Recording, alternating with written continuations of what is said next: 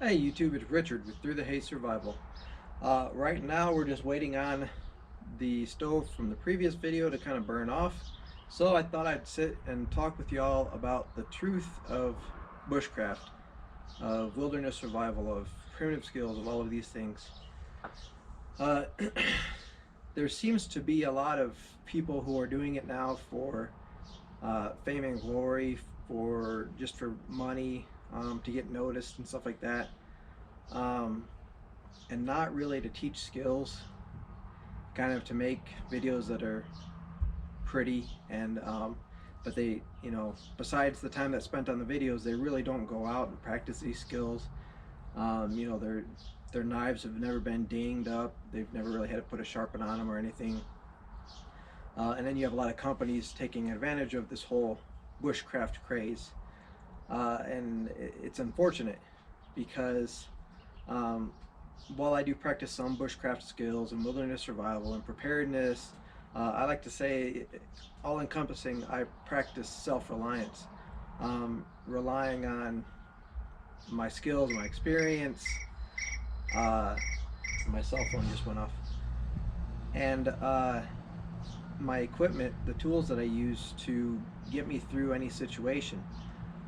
Um, it's not just bushcrafting where all my gear is canvas and all my knives are artisanal and made by someone in their garage. And no, I buy the gear that works best for me, that I can use, that'll last, that that'll get me through in a pinch. I kind of hone my skills to be ready for anything, whether I'm in an urban environment and something happens and I need to get out, or I get lost in the woods, or I'm at home and the power goes out for a week. Those are the skills that I work on, and I'm trying to bring to you, so that way you can be more self-reliant, and it's not just a show. It's not just for because that's what's popular right now. Like I said, the bushcraft, the wilderness survival kind of shows that are on there. I'm not knocking them. Some of them have good content. Others, it's just simply entertainment, and it leaves a lot of reality out. You'll notice my cell phone going off again. I don't edit out a lot of the mistakes in my video or something bad that happens, because I show the reality of it. It's not always pretty. It's hardly ever pretty. Nature and life and reality it's rough. You have to put in the hard work, and you have to learn from your mistakes and get up and dust yourself off and move on from it. But a lot of what we see is highly edited videos where everything is perfect and nothing goes wrong, and all the conditions are perfect. They're not putting up a shelter in the wind and the rain, and they don't like go out in the wind and the rain. They wait for a good sunny day to go out and practice their skills, or do whatever they're going to do, shoot their videos.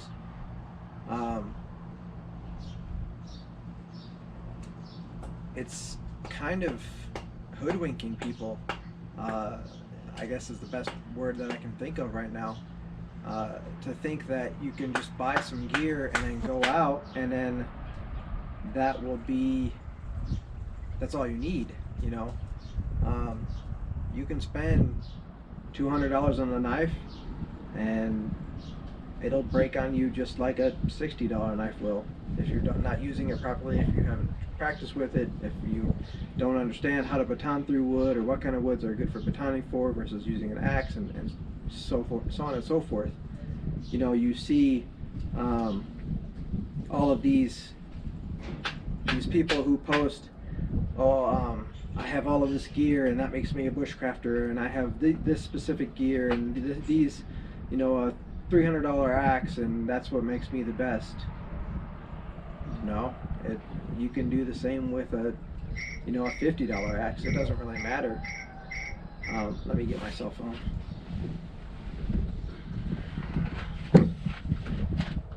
It's interesting. My whole thing with Through the Haze is, like I said in my intro, is kind of breaking through the haze that is bushcraft, that you see on TV, where it's something that not everyone can do, and you know it's at an arm's length. It's out of reach for you, and it's really not something that anyone from anywhere can go out and do. But it is. I mean, it doesn't take a whole lot of money or a whole lot of time. I mean, if you have a backyard, go in your backyard and start practicing some skills. You know, you don't need to spend a whole bunch of money on a knife, on a specific knife, on someone's homemade knife. Get a decent knife. A Mora is fine, and a Mora makes good knives, and you know you can get one for 14 bucks, and it'll do you pretty good until you can get something better. Now, of course, a lot of times quality, you know, you get what you pay for, but in reality, it's, you know, you need to be able to do the skills, you need to be able to practice all of these things, and anyone can do it. It's not just people with a bunch of money that can afford all of this gear, because I tell you what, these people that are wasting this money on all this gear, when this bushcraft phase kind of goes away or switches to something else, all that gear is going to go in someone's closet, or they're going to sell it on eBay. They're not going to keep practicing. You know, there would be no money left in it then. I love being outdoors. I'm with my job. I'm outside every day, and I use quite a few of my skills on a daily or weekly basis. I'm out walking around, you know, in the desert and stuff, and I've tried a lot of the wild edibles out here, and a lot of stuff I can't film because if I'm working, then I'm not going to be filming. I keep working and this YouTube stuff separate, and all through the haze stuff separate. But that's why I focus so much on self-reliance, instead of just bushcraft or something. You know, bushcraft is fitting certain things into a box. So you need a canvas tarp, and you need a Hultafors Brooks hatchet, and you know, a certain kind of knife. No, I buy the best gear that I can for myself, that I can use in any situation, whether I'm in an urban environment or in the woods or in the desert where I live. Don't worry so much about getting all of this gear that you see advertised, specific to bushcrafters. Find a knife that's in your budget. Don't go over budget on a knife, because then you'll be too afraid of using it, and you won't want to, you know, you'd be afraid of getting a nick in the blade or something like that. Find a knife that works, that's good for you. You like the way it feels, that you like the way it looks, and that works for batoning. You know, it's got a 90-degree spine, preferably a Scandi grind, because the Scandi grind is really good. You know, and a carbon steel, so that way you can strike a ferro rod.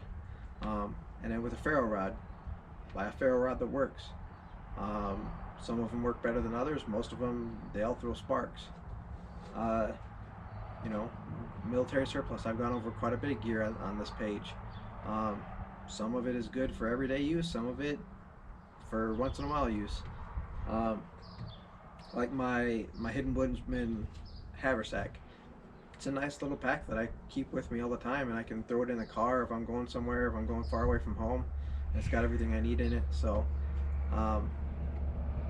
don't focus so much on specific gear that everyone is using. You know, get the gear that works for you, that works best for you, that you can afford, and that is good for your area too, because something that works in the high desert might not work very well in a boreal forest, or if you live in an urban environment.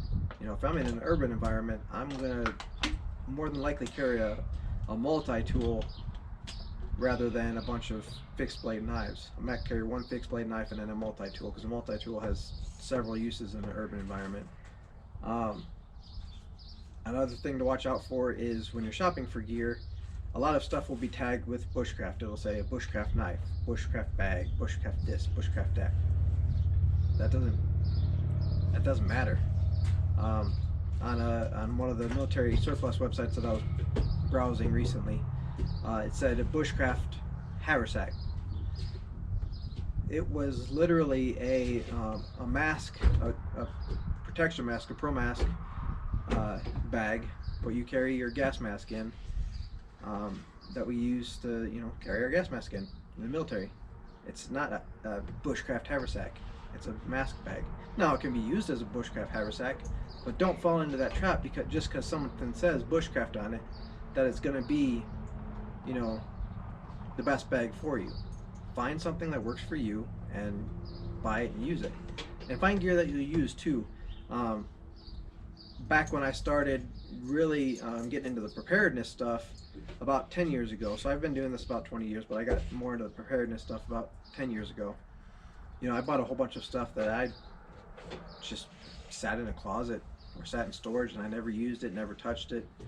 Don't fall into that. That's a waste of a lot of money, a lot of stuff that I could have bought that just never got used. I ended up selling it at a loss later. So find the gear that works for you, and practice the skills for your specific area.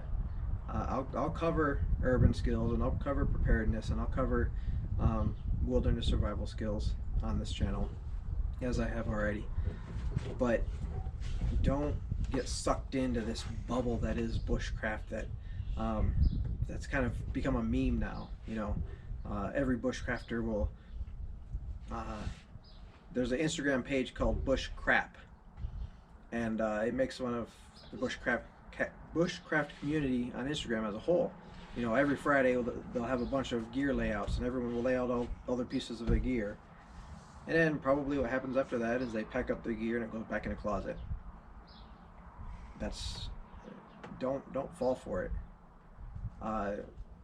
And the same thing with certain schools too. There's certain wilderness survival schools, I won't name any names, but they're out there where you're going to learn very little and you're going to spend a lot of money, and it's not worth it. So be cautious there, kind of buyer beware. Stick around to this channel, like I said, for future videos I'll cover everything from homesteading too, because if you looked at my Instagram, the family made butter here at the house, just the old-fashioned way with a mason jar and shaking it up. I want to help you kind of be ready for anything wherever you are at, whether you live in the city or you live in a rural area or way out in the boonies, out in the sticks. I want to be able to help you and kind of guide you and direct you. That's why I make myself reachable too, you know, through Instagram and the Facebook and stuff. You can message me at any time, or on YouTube too, and I'll respond. I'll answer your questions. Hey, you know, what do you think about this piece of gear? You know, I'll help you as best as I can, and I will do my best not to steer you wrong. I want to be completely open and honest with my viewers. I want to show everything, the reality of everything, my failures and my successes and all of that. So stick around. You know, please like, share, comment, and subscribe. Follow us, YouTube, Instagram, Facebook, all of that good stuff. I was just on the Gun Guy Radio podcast. I forget which episode it was. It was just the last one. You'll see on there. I talk about my job, and I talk about this this channel as well.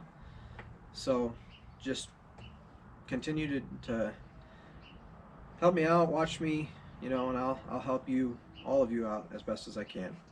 So come join me outdoors.